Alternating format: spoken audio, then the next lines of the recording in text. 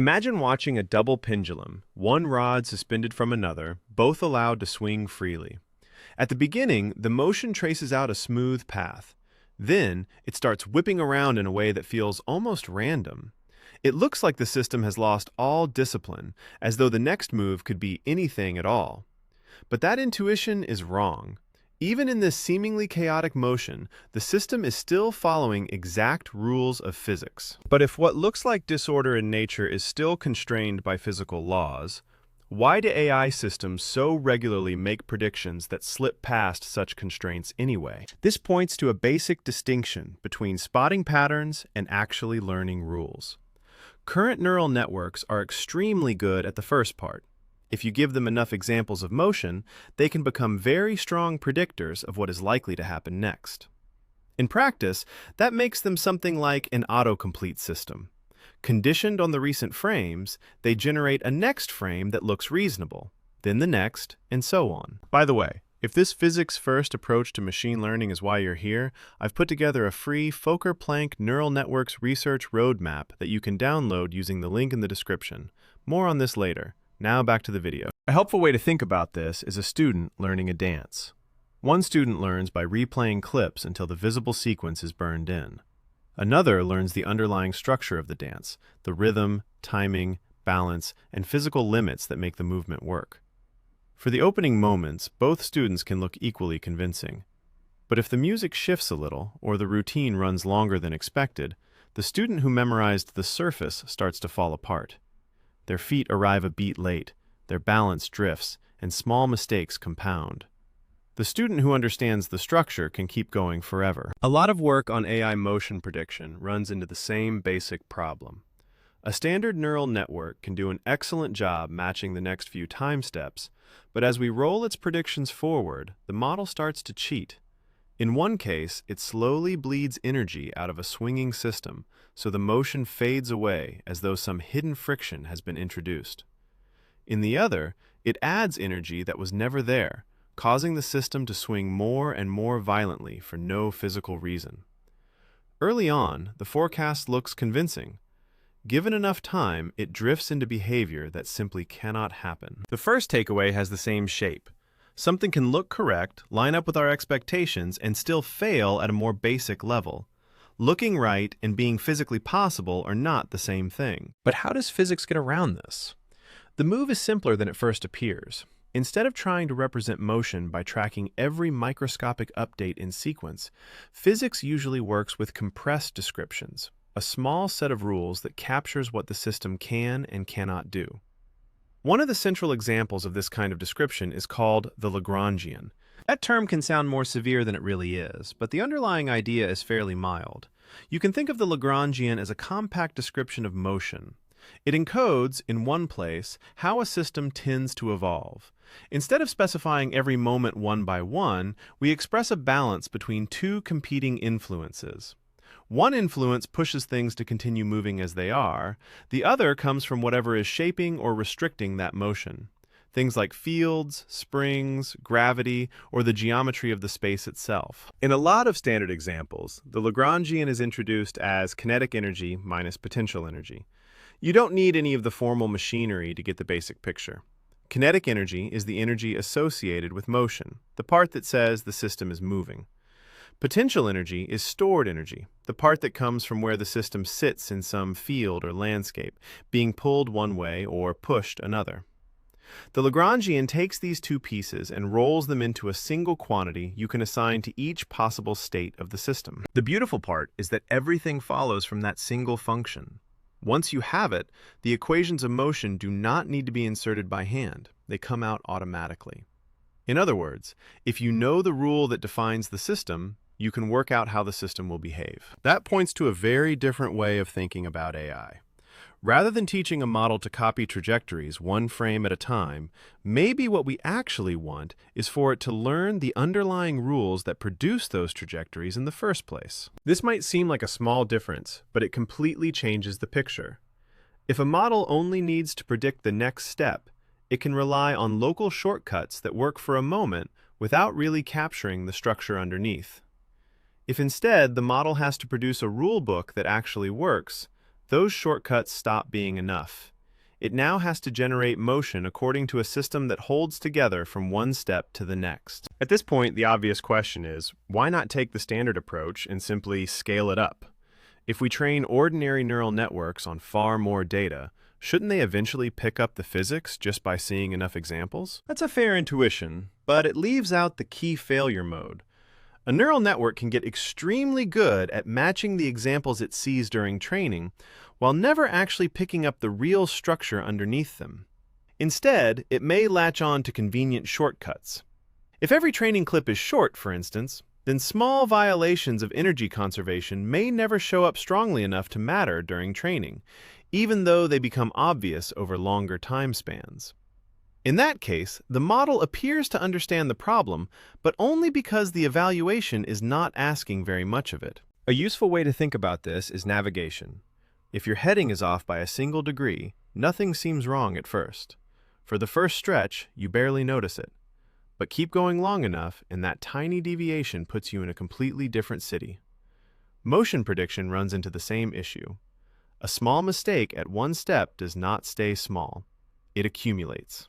And conservation laws, the idea that quantities like energy do not simply appear or vanish, are constraints that matter over the full trajectory. They are not just about whether the very next frame seems believable. That naturally led researchers to a more direct question. Instead of treating those guarantees as something outside the system, could we somehow make them part of the AI itself? Another early line of work came from Hamiltonian neural networks. The Hamiltonian is closely related to the Lagrangian. If the Lagrangian gives us one way to write down the physics of a system, the Hamiltonian gives us another. In many settings, it lines up with the system's total energy, and that turns out to be a very attractive property. It builds conservation in from the start and often produces dynamics that remain stable over long time horizons. That sounds perfect, but there's a complication. Hamiltonian methods typically expect the system to be written in a particular kind of coordinates. The easiest way to think about it is like needing your map drawn in the right projection before you can use it. If your observations arrive in the wrong form, things like camera angles, sensor readings, or some other inconvenient set of variables, you often have to convert them into the right description before the Hamiltonian framework behaves the way you want. And that translation is not always straightforward. Sometimes it is messy. Sometimes we do not know what the right translation even is. And sometimes, for the data we actually have in front of us, there simply is no version that exists in a form we can really use. This is where Lagrangian Neural Networks, or LNNs, start to get genuinely compelling. The basic idea is straightforward. We let a neural network learn the Lagrangian, and then we hand that learned object over to the machinery of physics, which turns it into the system's motion. That puts the neural network in a very different job. A standard predictor is doing something straightforward. Given what it just observed, it tries to estimate the next thing that will happen. An LNN is aiming at something deeper. Rather than directly guessing the next step, it tries to infer the hidden set of rules underneath the system, and then lets those learned dynamics carry out the next step prediction. Put another way, the neural network is not being trained to simply trace out the path itself.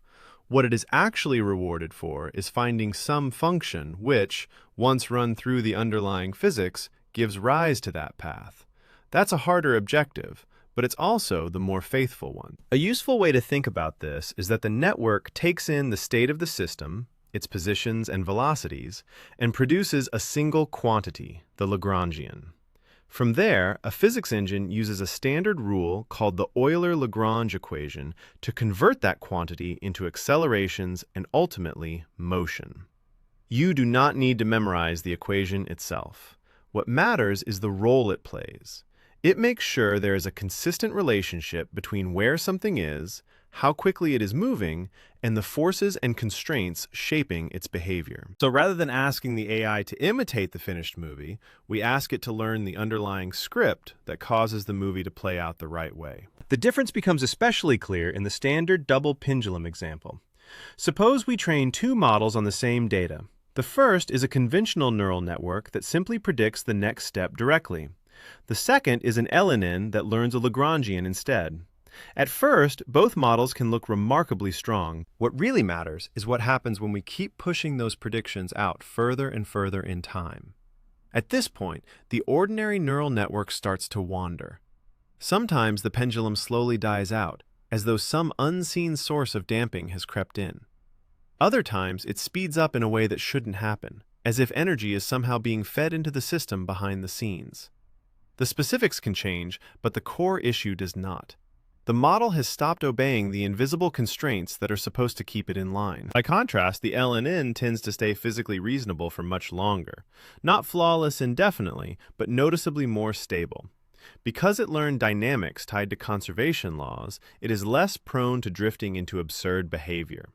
The model has a built-in structure, and that structure helps keep it grounded. The next important idea follows pretty directly from this. When we add physical structure, what was previously a brittle prediction can become a stable simulation. This also helps explain why LNNs can work in situations where Hamiltonian approaches have a harder time. The issue, again, is the need for the right coordinate system. Hamiltonian methods usually want the problem expressed in a very particular mathematical form before they can do their job well. Lagrangian methods are often more at home with the variables that come naturally from the motion itself, the quantities you might actually measure. And that makes them more forgiving when the clean translation into Hamiltonian coordinates either doesn't exist or turns into a mess. Researchers have shown this even in cases like relativistic particles, where the usual clean coordinate systems stop being very convenient, but LNNs are still able to recover the underlying rule and produce the right behavior. You do not need to know relativity to see the point. Sometimes the measurements the world gives us are not packaged in the form we would most like to have. A method that can work directly with the measurements we actually get is a real advantage. So far, we've mostly focused on single systems, like a pendulum, but that is not usually what the world gives us.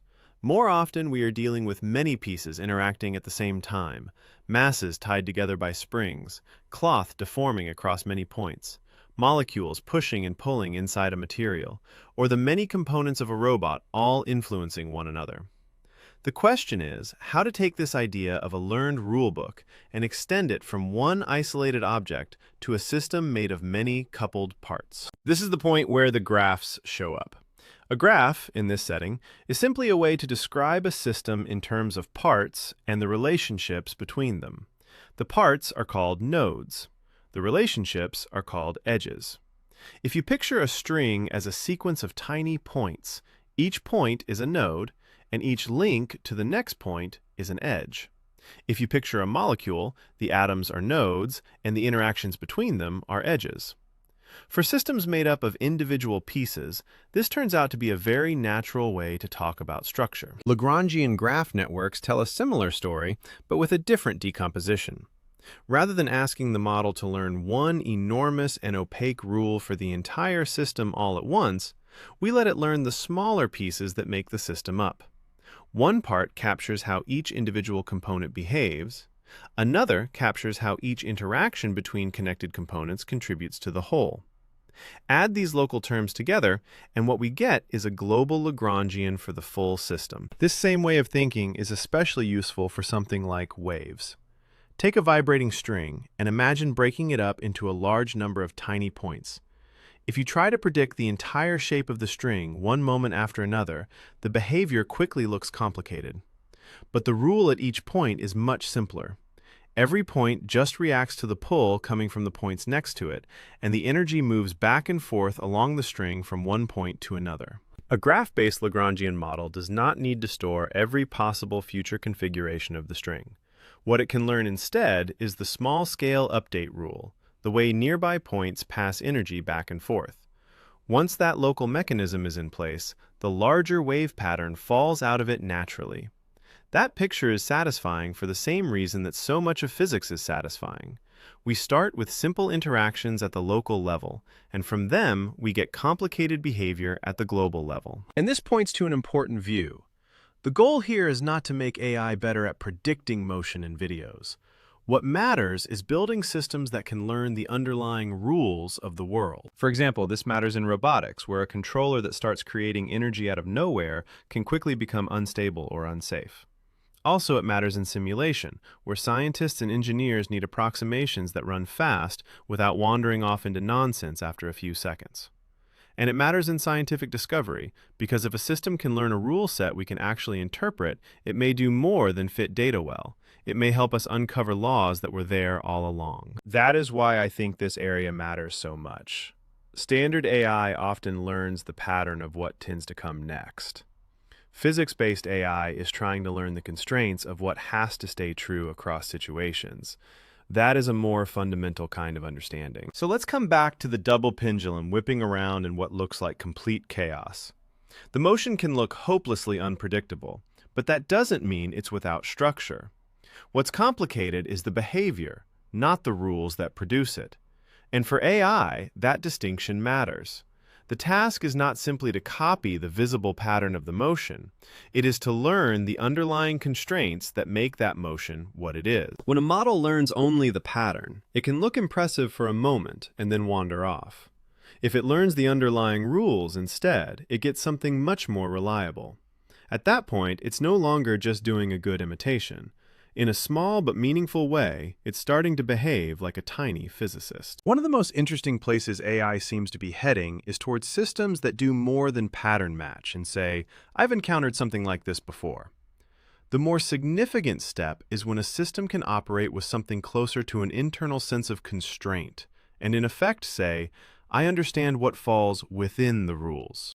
And if you want to go one step further than this video, I would recommend downloading the free Fokker-Planck Neural Networks research roadmap in the description.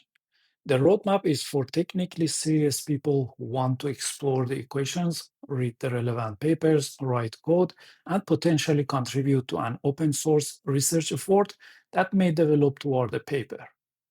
I believe that Fokker-Planck-based models could build next-generation generative AI models.